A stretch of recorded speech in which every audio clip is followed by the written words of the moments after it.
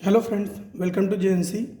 Friends, इस video में हमारे पास जो क्वेश्चन है उसमें हमें गिवन है कि दो स्फेरिकल शेल्स हैं जो कि कोसेंट्रिक हैं और जिनकी रेडियस स्मॉल ए और स्मॉल बी है। स्मॉल ए वाली रेडियस वाली स्फेरिकल शेल को हम ए बोल रहे हैं और स्मॉल बी रेडियस वाली स्फेरिकल शेल को हम बी बोल रहे हैं। दोनों स्फेरिकल शेल जो हैं वो कंडक्टिंग इन नेचर हैं फ्रेंड्स। और इस spherical shell concentric spherical shell के सिस्टम के सेंटर पर एक चार्ज क्यू रखा हुआ है, प्लस क्यू चार्ज है जो कि रखा हुआ है। और इन स्फेरिकल शेल्स के बीच एक डाइलेक्ट्रिक भरा हुआ है, जिसकी वजह से इसमें जो चार्ज डिस्ट्रीब्यूशन है उसकी जो डेंसिटी है वो ए बाई स्मॉल आर से रिप्रेजेंट हो रही है, जहाँ स्मॉल आर क्या है? स्मॉल आर है रेडियस ऑफ स्फेरिकल शेल। तो इसका मतलब ये वो फ्रेंड्स, जो चार्ज डेंसिटी है ए और बी के बीच वो नॉन यूनिफॉर्म है। अब हमसे पूछा गया है find the value of A such that electric field in region between the spherical shells A and B is constant. तो हमें इस ए की वो वैल्यू बतानी है जिसके लिए ए और बी के बीच की जो इलेक्ट्रिक फील्ड है वो कांस्टेंट आएगी, जो कांस्टेंट होगी। तो फ्रेंड्स, अच्छा क्वेश्चन है ये, पहले इसको आप अपने से ट्राई कर लीजिए, उसके बाद आ जाइए मेरे सॉल्यूशन पे।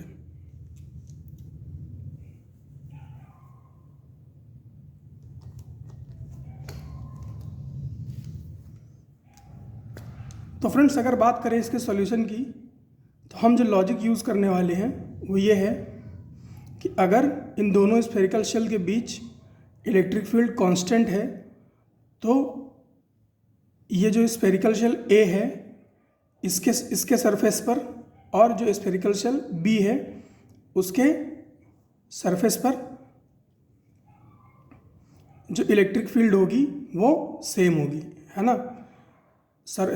स्फेरिकल शेल ए और स्फेरिकल शेल बी दोनों के सरफेस पे जो इलेक्ट्रिक फील्ड होगी वो सेम होगी।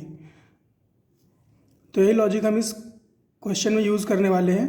तो हम पहले इलेक्ट्रिक फील्ड निकालेंगे स्फेरिकल शेल ए पर because of spherical shell A and because of spherical shell B.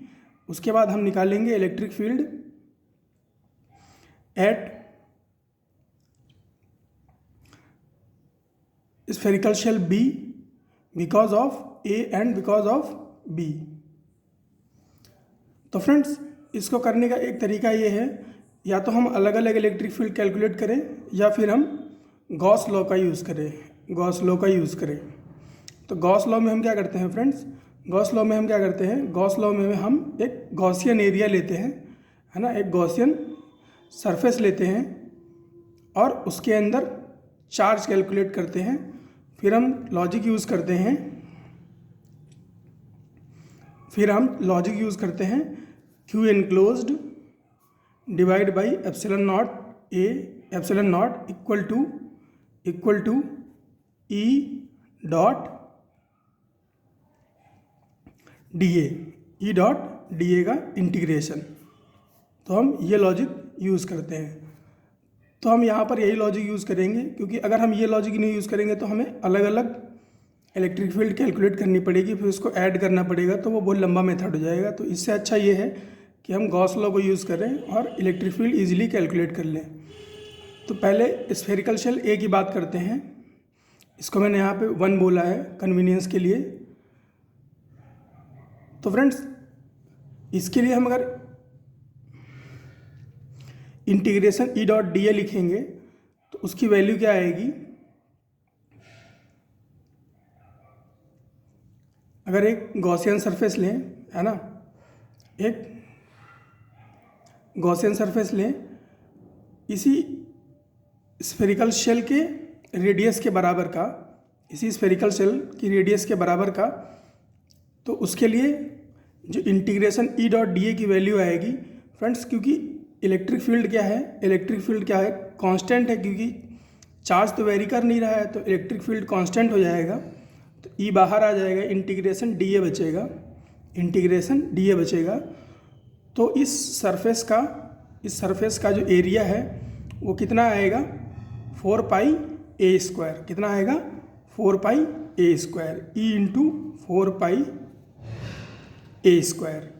और अगर बात करें चार्ज इनक्लोज की, कि कितना चार्ज इनक्लोज कर रहा है इसकी, ये जो सरफेस एरिया है ये कितना चार्ज इनक्लोज कर रहा है, तो फ्रेंड्स अगर गॉसियन सरफेस जो है वो इस स्फेरिकल शेल को, है ना, इंटरसेक्ट कर रहा है, तो फ्रेंड्स ये डाइलेक्ट्रिक है उसका चार्ज तो इंक्लूड नहीं होगा।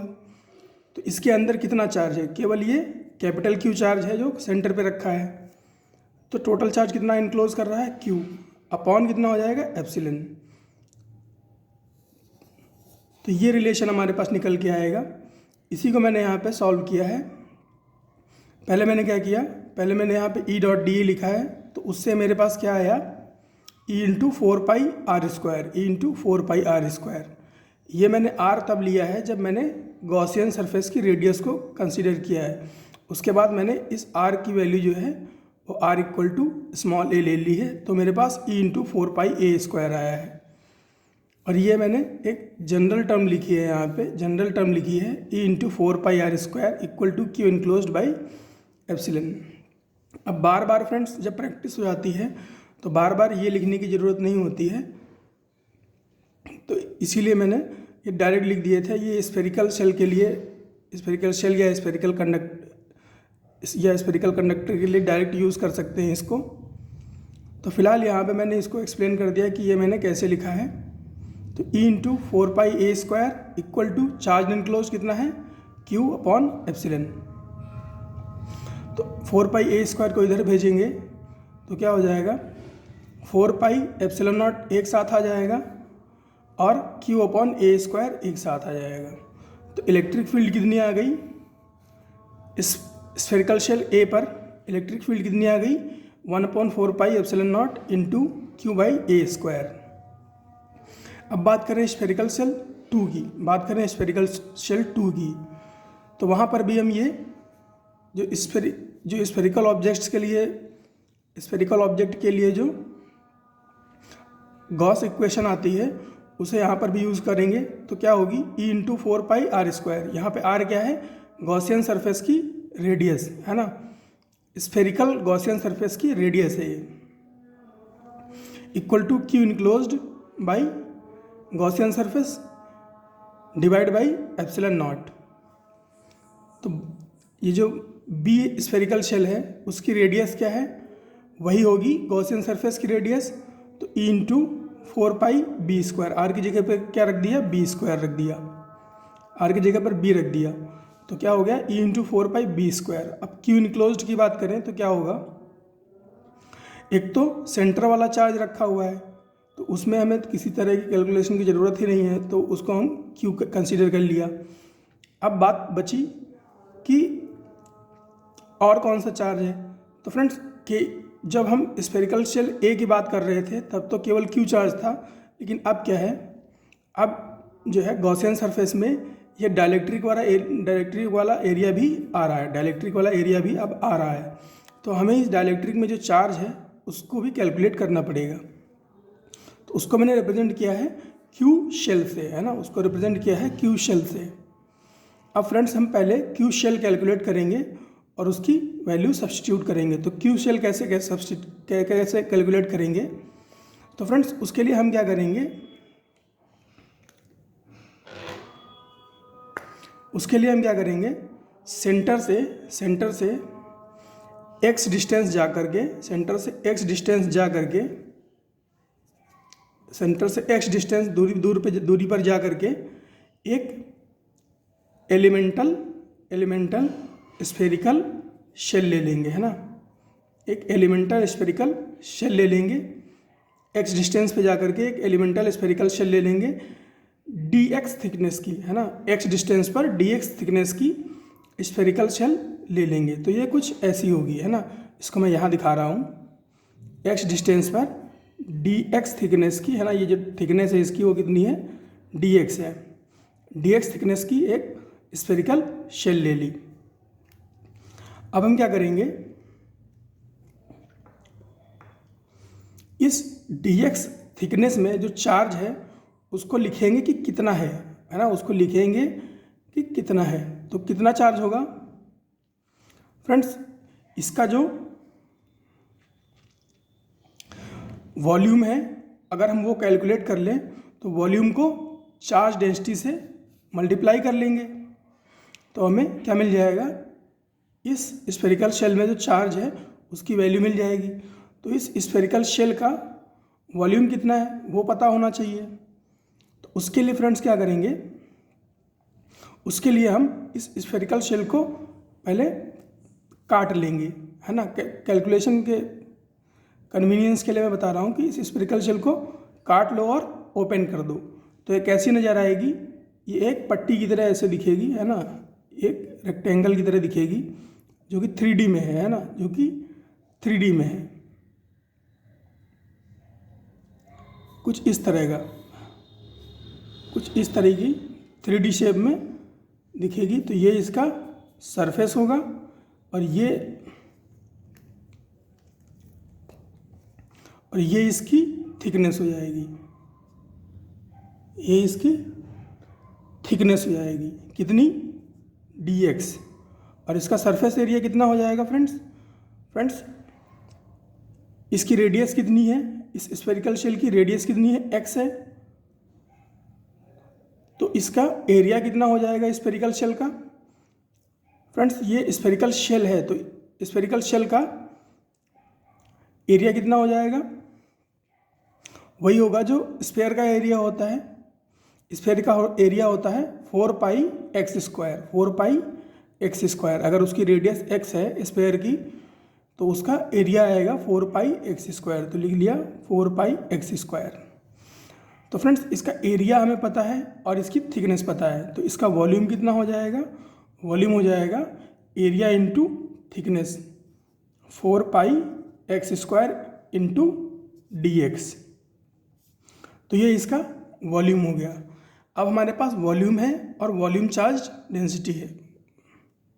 जो रो होता है फ्रेंड्स वो वॉल्यूम चार्ज डेंसिटी होता है, जो लेमडा होता है वो लीनियर चार्ज डेंसिटी होता है, जो सिग्मा होता है वो सरफेस चार्ज डेंसिटी होता है। तो अब हमारे पास dq है, dq हम कैलकुलेट कर सकते हैं कि इस एलिमेंटल शेल पे कितना चार्ज है। तो dq कितना हो जाएगा, अगर dq लिखें वॉल्यूम,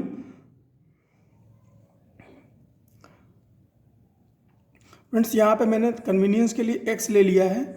तो यहाँ पे जो a/r है, जो a/r है उसको मैं a/x कर ले रहा हूँ, है ना फ्रेंड्स। उससे कोई फ़र्क नहीं पड़ेगा, वो बस रेडियल डिस्टेंस जो स्मॉल r है वो रेडियल डिस्टेंस के बारे में बता रहा है।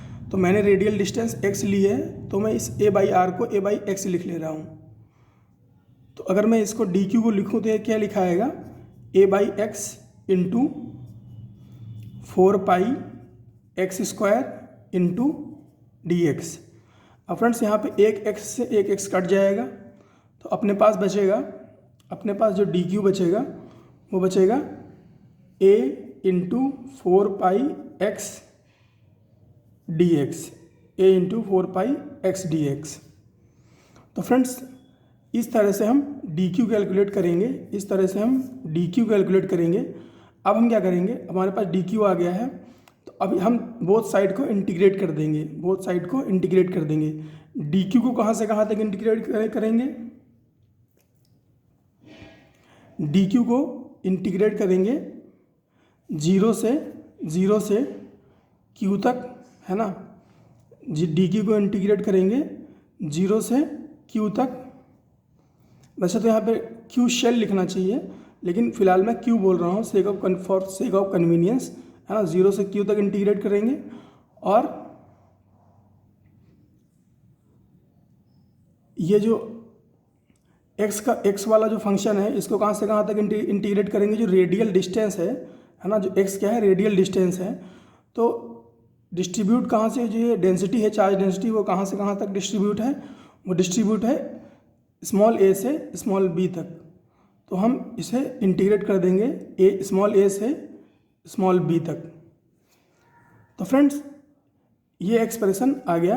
अब इसी को मैंने यहाँ पर लिखा है, तो जो क्यू शेल है ना, जो यहाँ से जीरो से क्यू तक इंटीग्रेट करेंगे तो ये जो डी क्यू है ये क्यू बन जाएगा, और इसी को हम क्यू शेल बोल रहे हैं। तो क्यू शेल जो है वो क्या आएगा, ए से बी है ना, और ये ए बाई एक्स मैंने अभी इसमें एक्स को कैंसिल आउट नहीं किया है, तो a by x into 4πx² dx है ना, ये वॉल्यूम है और ये चार्ज डेंसिटी है। तो ये जो फाइनल लिमिट क्या बनेगी, a into B 4πax dx है ना, 4πax dx जो मैंने नीचे निकाला था, 4πax dx। तो फ्रेंड्स 4πa को बाहर निकाल लो, 4πa को बाहर निकाल लो और x को इंटीग्रेट करोगे तो x² 2 आएगा। तो 2 से ये 4 कैंसिल आउट होगा, तो बाहर क्या बचेगा 2πa, और अंदर क्या रहेगा x²। अब x² पे a से b लिमिट लगाओगे तो आएगा b² - a²। तो क्यू शेल की वैल्यू जो आएगी वो आएगी 2πa और ब्रैकेट में b² - a²। अब ये जो वैल्यू आई है क्यू शेल की है ना, शेल में जो चार्ज है उसकी वैल्यू क्या आई है 2πb² - a²। अब इसको हम सब्सटीट्यूट कर देंगे यहाँ लेफ्ट हैंड साइड में। तो हम अभी तक पहुँचे थे e into 4πb² equal to Q plus Q shell तक पहुँचे थे। अब हम क्यू शेल की हमने वैल्यू कैलकुलेट कर ली है, तो अपने पास है Q plus 2πa b² - a² upon epsilon. तो फ्रेंड्स 4πb² को भेज दो, उठा के भेज दो राइट में, तो इलेक्ट्रिक फील्ड की वैल्यू क्या आ गई, q प्लस 2πa ब्रैकेट में b² - a² upon 4π epsilon b²। अब फ्रेंड्स हमारे पास आ गई है वैल्यू इलेक्ट्रिक फील्ड की स्फेरिकल शेल A पर और स्फेरिकल शेल B पर। अब हमें दोनों को इक्वेट करना है so that we can calculate value of capital A। तो दोनों को बराबर कर दिया है ना, इक्वेशन 1 और इक्वेशन 2 से दोनों इलेक्ट्रिक फील्ड्स को बराबर कर दिया। तो अपने पास है 1/4π epsilon naught into q by small a² equal to Q plus 2π capital A bracket में b² - small a² divide by 4π epsilon naught b²।